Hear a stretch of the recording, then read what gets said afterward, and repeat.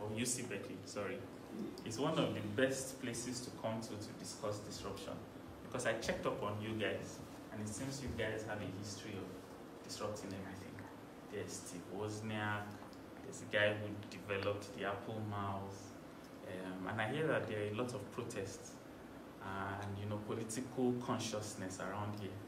So when it was mentioned that we're coming here, I thought, yes, this is the best place for someone like Omoyele Sowore to come here, or to come to discuss his aspiration.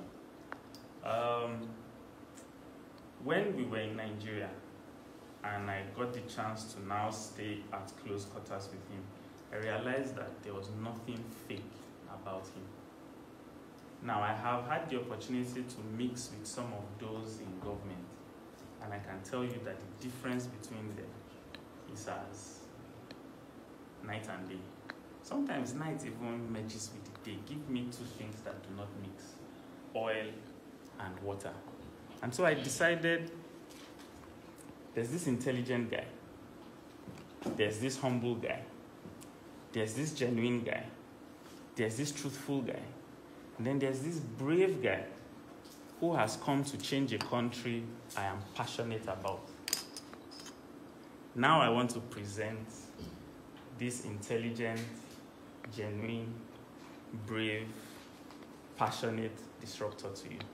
So please put your hands together for Omoyele Sowore. Thank you. Thank you so much. I'm going to do something very quickly, and that is that to let you know that I'm also a professor here in the US, and I'm going to give you homework, right? Is there anybody here who's afraid of homework? You're in the wrong school. No, don't be scared. I'm not giving you any homework. I am glad to be in your midst. And I just want to ask, is there anybody here who's been to Nigeria in the last 2 years and in your midst? None. 2 years. When was that? In December. Okay, December. When was the last time you were in Nigeria? December. So you only go to Nigeria for Christmas? Is that what it is? Usually. Yes. Yes. What was your experience? Tell us. Your life, by the way. Do you have your permission to stream your life? Yeah. It's not going to endanger your life back home, right? No. All right, so what was your experience? Tell us, what was your experience? My experience, so I flew into Lagos, but my family's from Edo State, so... You flew into Lagos? Yes. Into the Murtala Mohammed International Airport? Yes. Known as MIA. All right? And where were you headed? Edo State. Fantastic. Edo State. What was your experience when you got to the airport? Did you like it? I mean, I'm kind of used to it. I mean, it's definitely has been improved over time. It has improved over time? I think so. Okay. What improved between the last time you were there and the last time you were there in December? Not too much because I had been there. Lighting, time of arrival, the luggage, carousel? I mean, more like the structure, the architecture, the lighting, the floors, the walls. The floors were better? Yeah, I mean, not from like the last time I'd been there, but just like okay. I've seen over time. All right. Yeah. So compared to where you were coming from, where were you flying in from? I was flying in from Amsterdam, a connecting flight.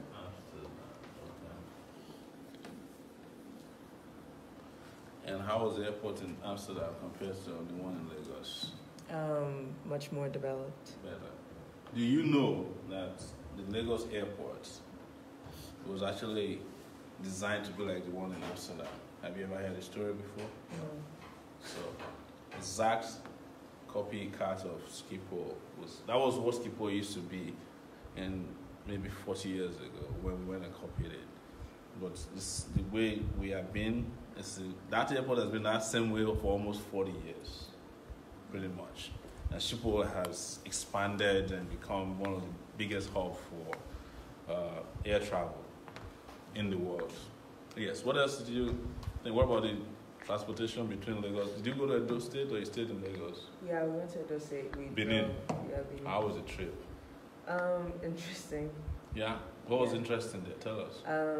So just how there wasn't, like, the roads weren't always paved, and sometimes It wasn't paved. Yes, there was some routes, like a certain areas we took where it was like really intense to drive. Wow. Lots of like bumping and jumping. And how was that compared to here, California? Very different. Yeah. Yeah. Yes. Exactly. So, what about the other lady who went to Nigeria? We want to ask you. You don't want to have to say anything, right? That's fine, So, I'm taking time to just hear from you because this is completely about young people, right? This is completely about your future that's been mortgaged. I'm not saying specifically you, but so just as you are sitting here, there are almost 100-something million young people your age who have not gotten the options you have, who are trapped within Nigeria. I'm sure you saw many of them. Were you born in Nigeria? No. Is there anyone here who's born in Nigeria? When did you leave Nigeria? In 2000, when I was like 6 years old. And you haven't gone back since then? No. When do you plan to go back? Probably next year with my father. Okay. He said I have to see it. All right. How about you? I left in like 2010. 2010? Yeah. That's not too long ago. It's about 9 years ago. Yeah, 8 years ago. Yeah. When do you plan to go back? I should be going back Christmas or next summer. All right, Yeah. but you're not sure yet, Yeah. right?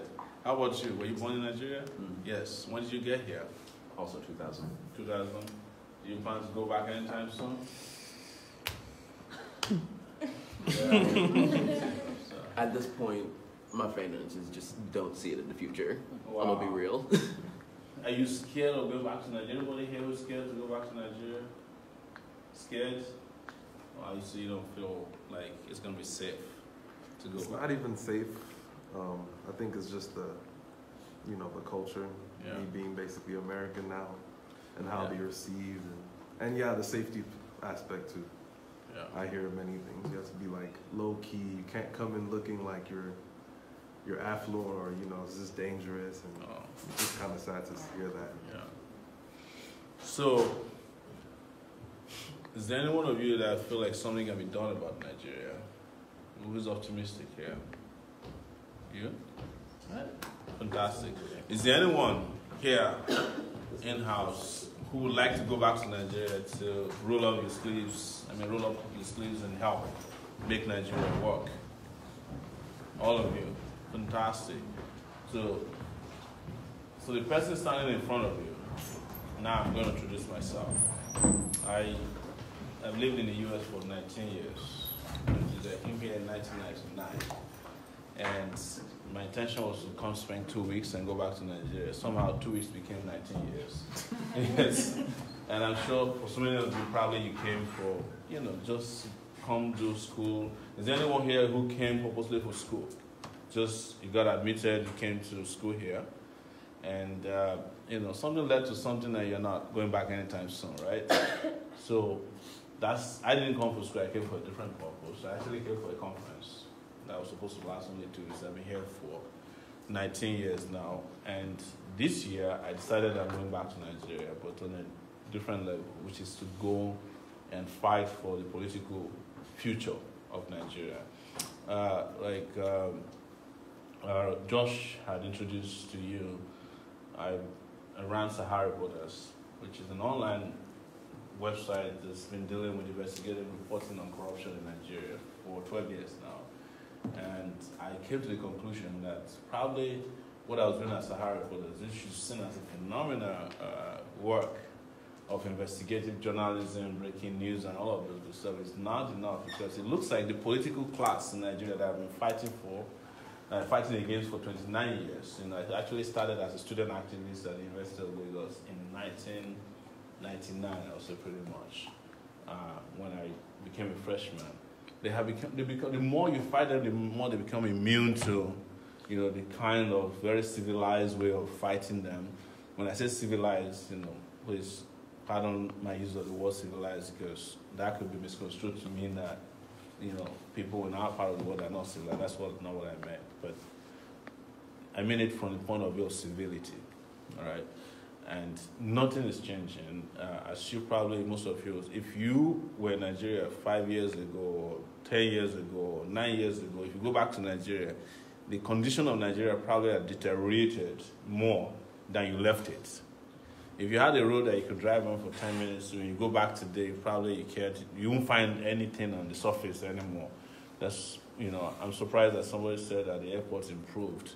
I don't know, because I've been traveling to Nigeria a lot recently, and I haven't seen an improvement at the airport, even not with lighting.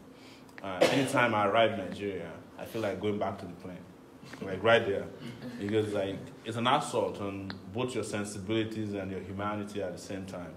When you get to a country and you're about to present your passport, if you arrive at 7 p.m. and there is blackout, and the custom guy flips out his cell phone and is like, bring your passports. And, and then there's lights again, and then, or you are approaching the airport and the pilot is like, hey, we're about to land, and suddenly you look down and there's darkness, and then he goes around again until maybe there's some at the airport. So this has been the story of Nigeria, this very progressive deterioration of a country over time. And there are people responsible for it.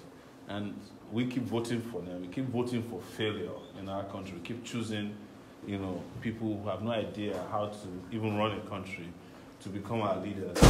Next year is going to be another opportunity for Nigerians to change the direction of life. I won't even say politics. We need to change that direction, and this is what we've been advocating. And we started 6 months ago or 7 months ago, what we call the Take It Back movement. Which is to go back to Nigeria, mobilize young people in particular, and conscientize Nigerians, educate them to say, look, it is possible to have a country where things function. It's possible to have a country where you have electricity, right? Right now, Nigeria's got 7,000 megawatts of electricity, serving over 198 million people, right? If you divide it up, it's, an average Nigerian doesn't even have like a flicker of what you use on your cell phone, right? And this is the situation. And the road network, of course, you know what our roads are like. You know what our hospitals are like. I don't know if any one of you who've been back to Nigeria anytime recently had gotten sick and never been to any hospital. Anybody in Nigeria, have you ever been to a hospital in Nigeria? I had when I was younger. Yeah, what happened? I don't remember the details, but you don't have to tell us, yeah. Yeah, but it was pretty clean. I mean, I hadn't seen what compared to American hospitals. Okay. That was the only experience. Where was this? Was it Lagos? It was in Aba. Aba. State. And it was a nice hospital? It was a pretty decent hospital. Yeah. Yeah, it was decent. Yeah. Okay. When you got here and you look back, what did you think? I mean, definitely could be improved more. All right. So you have all of these things that should, you should typically take for granted, right? Not available in Nigeria. I'm sure that probably this school here. Do you guys have a hospital? Yeah. What do you think about it? It's good. Is it good or you don't like it? Huh? It's adequate. It's adequate. So what I'm hearing from you is that you don't even feel like it's a big deal. You take it for granted. That's why you call it adequate. But if you compare what UC Berkeley Hospital, Nigeria, they'll probably, if it's attached to a university, it's probably a teaching hospital. They call it teaching hospital here too? Or is this a public hospital? Yeah, it's public because our school doesn't have a med school. Okay. UCLA has a okay. hospital. You guys don't have a med school. So I'm just taking you through this as if we're in a class, right? There's nothing classy about it. We're just telling a short story of experiences about Nigeria. So, but what I'm hearing from you is that you love in your lifetime to see a Nigeria that works. That would be true, right? Yes. And probably you're not satisfied with Nigeria right now. Is that correct? Yes.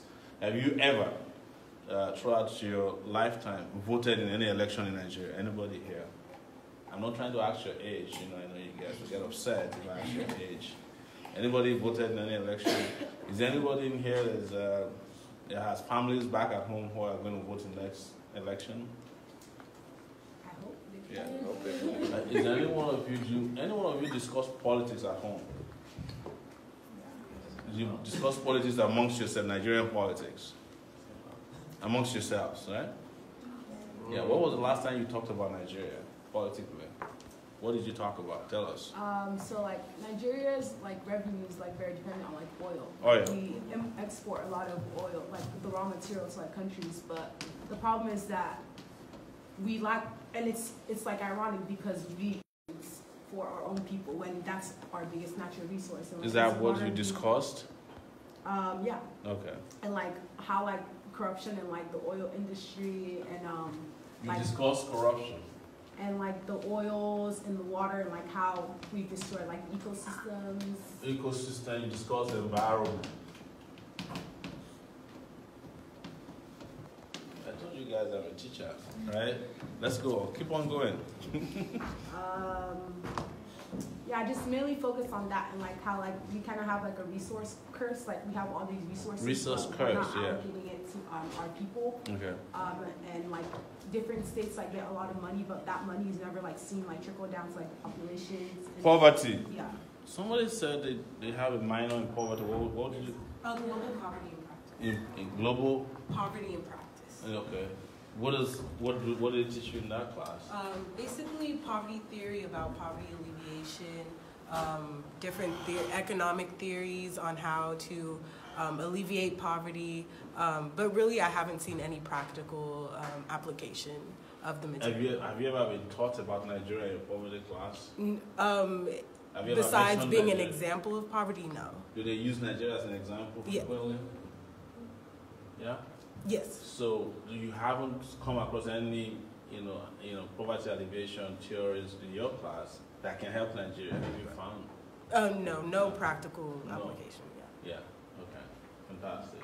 Thank you. I mean, I'm enjoying this class, right? I'm enjoying this conversation and engagement. That's why I am not speaking to you the way typically a politician would talk, because I'm trying to see what I can extract from you regarding how you feel about Nigeria, how you think Nigeria can become a self-sufficient, progressive nation, where you can end poverty, diseases, and all those terrible things, crime that you've heard about in Nigeria.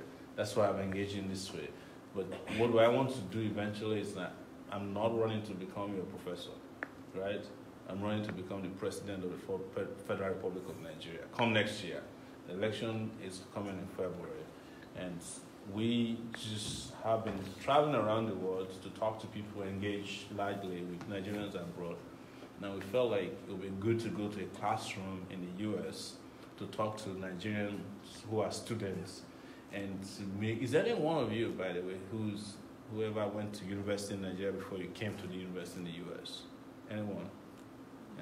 No. So, is there any one of you here who did secondary school in Nigeria? Secondary school? You did secondary school? Yes. Up to what time? I finished up to SS3. SS3. Yes. When you got here, what do you think about your secondary school education? There was a feeling. Compared to what you had to get here? I was here. So I spent 2 years in South Africa, so that kind of helped coming here. But you had to use your 2 years in South Africa to make to up try for to get ready. So you are saying that the South African educational system helped you better than what you had in Nigeria. Is that correct? Yes. South Africa? Yes. Wow. So if you hadn't gone to South Africa, it would have been difficult for you to cope when you got to the US. Yeah, definitely been challenging. How about you, man? You said you did secondary school in Nigeria. Yeah, How were you able to cope when you got here? I did A levels. When did you do your A level? In Nigeria? Okay. Yeah. So How many years was A levels for? It's usually 2 years. Okay. Yeah. So if you hadn't done A levels, it would have been tough for you to come from high school to college here. Yeah, definitely. Wow, that's interesting. So what did you think of your secondary school education in Nigeria? Did you go to a private school? Yeah, I went to a private school, okay. so Nobody definitely here went to a public school. It was. Primary school. You went to a private school? Private. Private. You didn't go to school in Nigeria? Okay, wow. So that's very interesting. nobody in this room ever been to a public school in Nigeria. Yeah, I went to a public school. When I was in primary school, I did, just like one of those next to the bush primary school. I went to a community high school, and I attended the University of Lagos. And when I came over to the US, I did my master's at Columbia University in New York, right? Now you can understand why I'm not afraid of you guys. I went to an Ivy League school too. So, yes. So, if you need recommendation letters to go to Columbia, contact me. Yeah, this is the time to brag about my educational background, right? So, yeah, and I can see you guys are starting to respect me. That's good. Anyways, this is just what it is. It's for us to, in Nigeria, get to a level where we can be having this kind of conversations. It would be great, right, to have leaders who can communicate with generations of young people. Is there any one of you who feel like you've met a Nigerian leader, public official, that you can relate with? Like a governor? Members, yes. I met Governor Ikpeazu from Abia State. Ikpeazu? Yeah. Where was that recently? Yeah, he comes to our conventions like every year, and I met him at NASA. It's like Ngwa National Association. That's your national association? Yes. He came this year? He came last year and the year before that, and he's been coming since like 2015, if I remember correctly. So what made you respect him? He was like the first governor that was like Ngwa from like Abia. From your own part of Abia. And I like that he was very like well educated, well spoken. But he spoke to us like just normal. Like he didn't sound like a politician to us at least. But have you found out what he's done with the state since he became governor? Did you check? I don't know much, but my relatives back home they like him. Yeah, and my parents. And you don't think it's because it's from Ongwa area?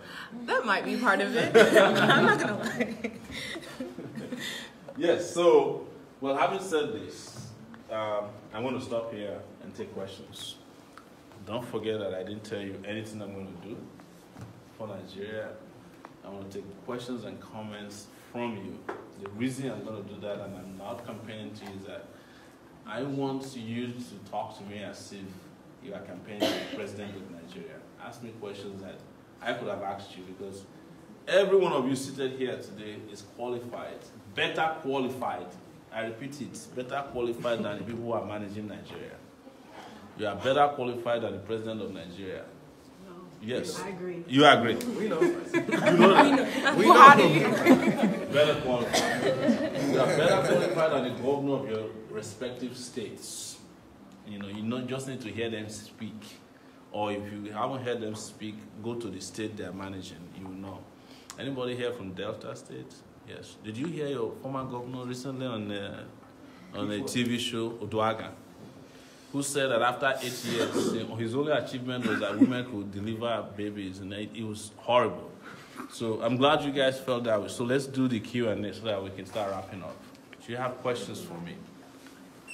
So pretty much how are you gonna make corporations accountable? Fantastic. And how will you improve infrastructure, and do you have any policies in mind? And also adding on to that, how do you plan to work with other African governments in trading instead of just trading with the U.S. or European countries?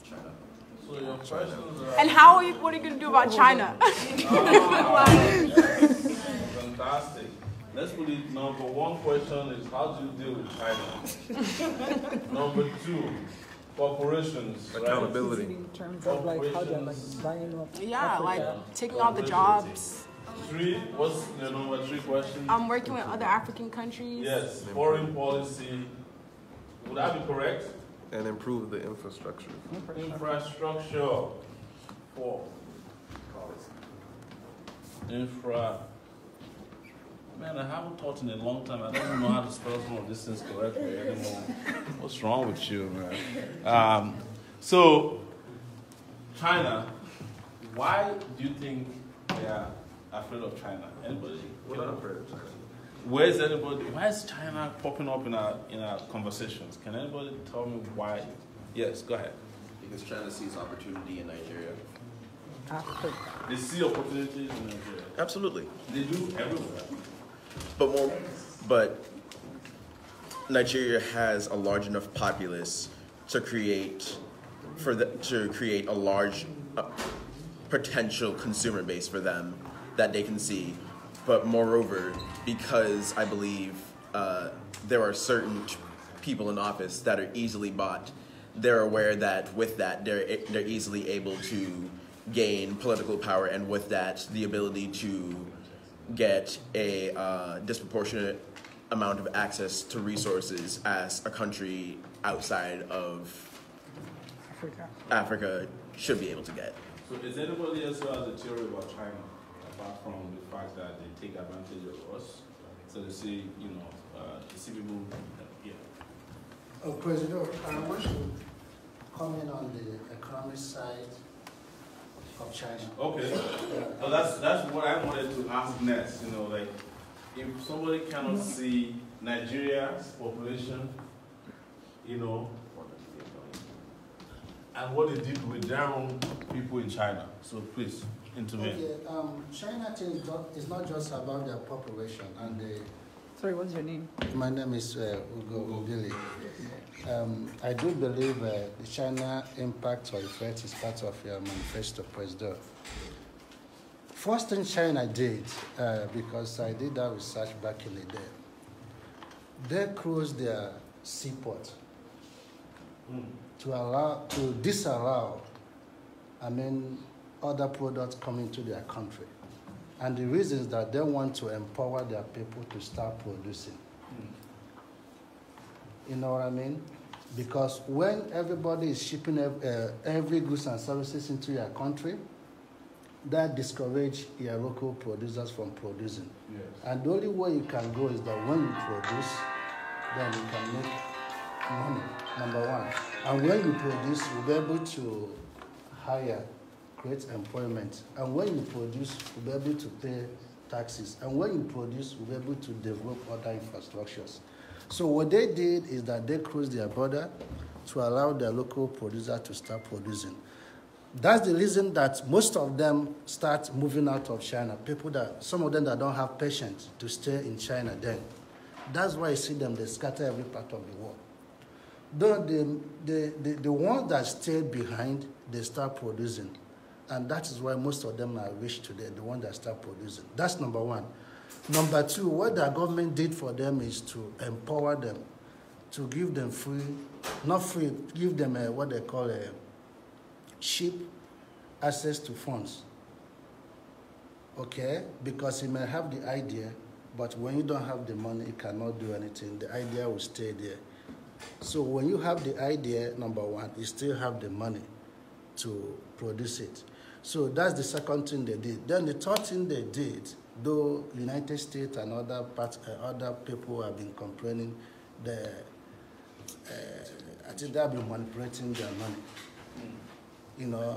I think that's why Trump have been fighting them. What they're doing or what they did is that they make sure their products and services are so cheap, cheaper than yours, that when you have my phone and the other phone, the China one will be $1, your own will be $5. So which one do you go for? $1. Especially when two of them do the same thing. Do the basic thing to make us test. That's the basic thing phone can do. You see? So that's another thing they're doing. They have been helping their people through manipulating their currency. Nobody till today, I think nobody till today can challenge Chinese product because they're so cheap. That's number one. Number two, again, people are complaining about their quality too. Because most of their products, because of that cheapness, do not meet most of US standards. So, President, I think that's one of the things I want you to look into in Nigeria. So, yes, thank you very much. If you can give our producers access to subsidized loan. Yes, number one, and number two, helping us with the infrastructure, the lights, the roads and stuff. Exactly. Thank you so much. So is there anybody here who thinks that there's something we can learn from China? Anybody? What's it we can learn from China? I think what we can learn from China, particularly after the end of the Mao era, was how they were very active and willing to reinvent their economy and not lean on the crutches that they had traditionally worked upon, and started branching out. And in particular, they decided to do a lot of bringing back expats and trying to encourage them to become a part of their leadership base, as particularly both on the business side of things and in the political side. This is brilliant what you just said. It's at the point when China, this is not only China but also India, they deliberately created opportunities for their expats who are outside to come back and become part of the leadership base. When you mean leadership base, is that, if we found someone at UC Berkeley who's a Chinese person or in India, they will bring them back home. They'll do everything they can, and reintegrate you. They give you the opportunity to come and teach or bring the ideas you have back home, and then, tap into that. But in Nigeria, they don't even accept that. I just went to Nigeria for the first time last year with Sahara reporters. A few days after I came, somebody was there to attack me physically. Or you wrote a story about me. Police came and arrested me physically. They wanted to jail me. 2 weeks later, all the money that I brought to Sahara from a foundation that was funding a media lab in Lagos, they took the money with a court judgment that they obtained in the middle of nowhere in Ilorin. So they don't accept us because the political class in Nigeria don't want Nigeria to develop, right? Maybe the political class in China, or the political bureau, as they call them, the Politburo, that's the leadership, actually go out of their way to encourage people with brighter ideas, better ideas to come home. And whenever they have a chance to do something for cheap in China, when other people bring ideas to them and use their cheap labor, China will copy it with no shame, replicate it. You know how you get your knockoff bags. I'm not saying any one of you here using knockoff bags, but why are you looking behind? Is that a knockoff bag? No. This is how China became, self-sufficient. Is that they started working very hard. They started expanding their production base. They has in the world some of the fastest trains in the world. Same amount of money that China will use to build fast trains, the same amount of money Nigerians will take out to go and buy houses in Dubai, London. They buy private jets. The difference between us and China, when they want to fight corruption, they will shoot you if you're still in China. In Nigeria, we'll give you a chieftaincy title. We move you from the back of the church to the front of the church. You are celebrated everywhere you go. You find yourself in front pages of newspapers. They give you titles. Some of them will be Dr. Alaji. Okay, so I was told that you have a new class here by 2 o'clock. What a shame. Anyways, so quickly, holding corporations accountable. Person standing in front of you actually been here before to fight against Chevron. Chevron is your next door neighbor around here with some of their refineries today. And foreign policy towards Africa, we have this Afrocentric foreign policy, which has been a big brother, but we need to have a Nigerian-centric foreign policy. Infrastructure, we want to double Nigeria road infrastructure by 200,000 kilometers of new highways. So on this note, because we have a new one for coming, and I hope maybe we can gather a little bit outside of here and have more questions. Thank you. Tell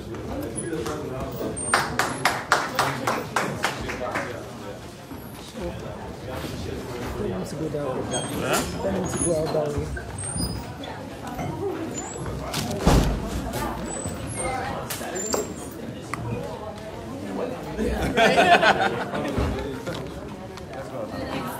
You can see that most of the kids are Chinese students.